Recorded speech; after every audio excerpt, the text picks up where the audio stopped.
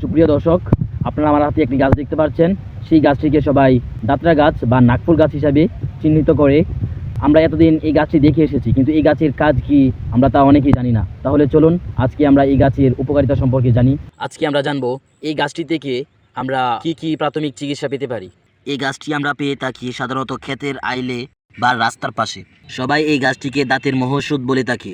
আপনার দাঁতে যদি প্রচণ্ড ব্যথা থাকে তাহলে এই গাছটির একটি ফুল ছিঁড়ে দাঁতে চেপে ধরে রাখুন, দেখবেন দ্রুত কিছুক্ষণের ভিতরে আপনার দাঁত ব্যথা দূর হয়ে গিয়েছে। এই গাছের পাতারও অনেক উপকারিতা রয়েছে। আপনার মুখে যদি ঘা বা ক্ষত থাকে তাহলে আপনি এই গাছের পাতা পানিতে হালকা গরম করে ওই পানি দিয়ে কুলি করতে পারেন। তাহলে আপনার মুখের ভিতর ব্যাকটেরিয়া এবং বিভিন্ন রোগমুক্ত হবে। পরিচ্ছন্নতা: ব্যবহার করার আগে অবশ্যই ফুল এবং পাতা ভালো করে বিশুদ্ধ পানি দিয়ে ধুয়ে নেবেন। সতর্কতা: এই ক্ষেত্রে গর্ভবতী নারী বা শিশু বাচ্চারা এই গাছের ফুল বা রস সেবন করা থেকে বিরত থাকবেন।